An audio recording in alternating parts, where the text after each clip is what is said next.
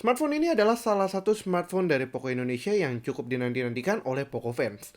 Menghadirkan desain language yang baru dan naik seri, Poco M4 Pro sebenarnya cukup membuat munculnya pertanyaan yang cukup krusial. Sebenarnya, Poco M4 Pro ini di mana posisinya? Upgrade kah? Downgrade kah? Atau malah sama aja sama versi sebelumnya? Halo Gopals, Ferry di sini. Kali ini kita akan mengunboxing dan memberikan first impression terhadap smartphone terbaru Poco, yaitu Poco M4 Pro. Let's check it out!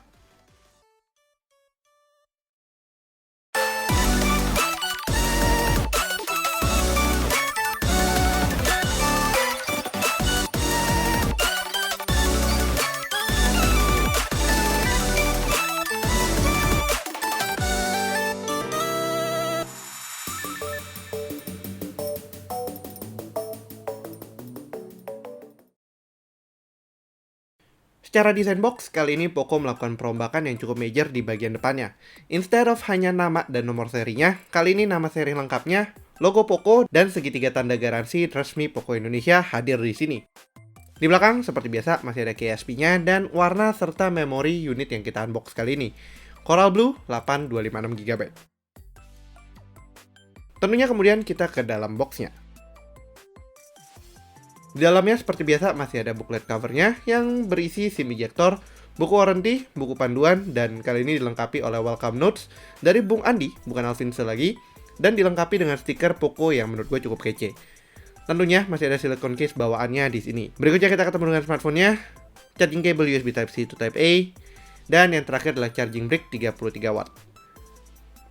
Di pembungkus smartphone-nya sendiri terdapat 4 KSP lagi seperti displaynya, kameranya, charging, dan prosesornya. Ini akan sedikit membingungkan, tapi akan gue jelaskan sedikit kompleksitasnya setelah kita kletek terlebih dahulu.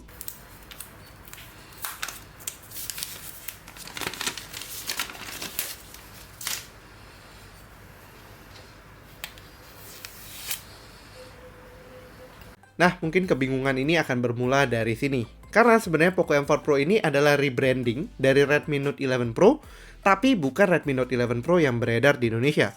Secara kelas sama, tapi secara identitas sedikit berbeda.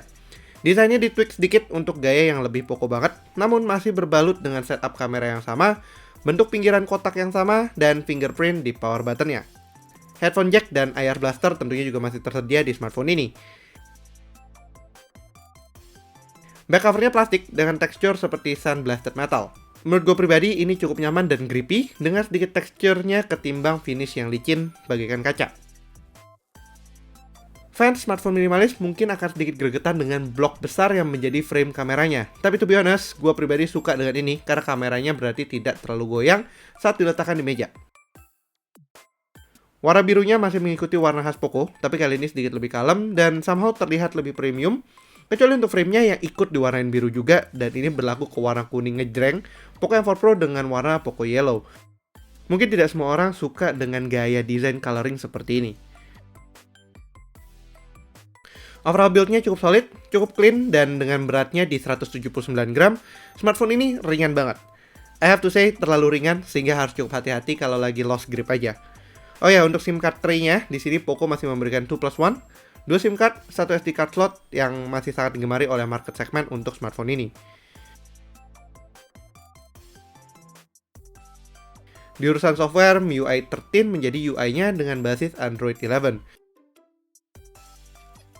MIUI ini tweak-nya nggak jauh berbeda dengan counterpart-nya versi Xiaomi maupun versi Redmi-nya. Untuk di urusan display, kali ini Poco M4 Pro sudah dibekali display AMOLED Full HD Plus dengan refresh rate 90Hz. Soal kecerahan, sebenarnya displaynya cukup standar, namun warnanya memang sedikit lebih pop ketimbang layar IPS yang kerap menjadi andalan di kelasan smartphone seperti ini.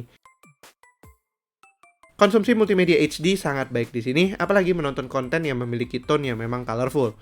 Dual speaker dan high-res audio pun ikut hadir menemani sesi multimedia di smartphone ini.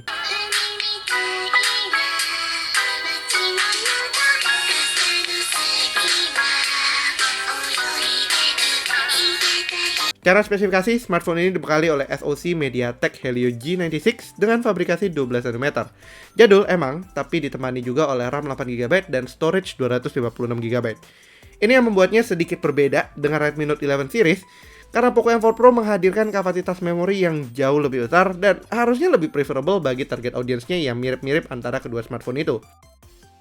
Dari storage-nya yang berukuran 256GB ini baru terpakai 29GB out of the box. Jadi kebayangkan seberapa sempit itu kalau misalnya 128GB yang merupakan default dan satu-satunya opsi di saudaranya Redmi Note 11 Pro.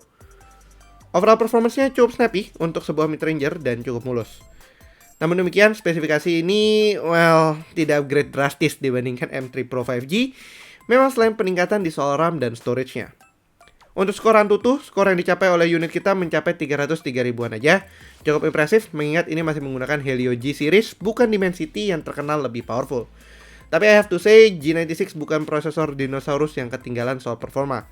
Soal teknologi iya, tapi performa dari G96 masih cukup snappy banget. Sebagai referensi, performa G96 ini cukup lumayan untuk bermain Genshin Impact di Redmi Note 11 Pro, versi lain dari Poco M4 Pro ini sendiri. Tapi untuk full performance test Genshin Impact-nya, pastinya kalian bisa temukan nantinya di seri lancar nggak sih main Genshin Impact untuk Poco M4 Pro ya Googles. Pastiin kalian sudah subscribe dan aktifkan lonceng notifikasi biar kalian nggak ketinggalan sama video tersebut.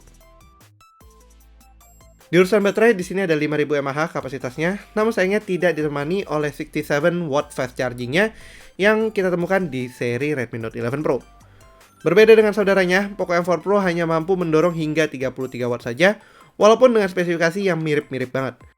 Namun demikian, pengisian dayanya masih tergolong cukup cepat dan membuat G96 yang sedikit power hungry karena fabrikasi 12 nanometernya lebih capable dan tahan lama.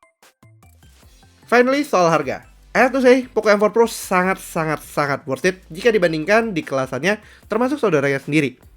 3,399 juta untuk model RAM 8GB dengan storage 256GB membuatnya unggul jika dibandingkan peer dengan SoC yang sama dan spesifikasi yang masih mirip-mirip. Dan untuk penghematan biaya, opsi RAM 6GB dengan storage 128GB di harga 2,899 juta juga masih sangat tolerable. Tapi ini tentunya dengan catatan kekurangannya tersendiri ya. Dan kalau kalian tertarik sama produknya, kalian bisa langsung cek aja link pembelian di kolom deskripsi di bawah.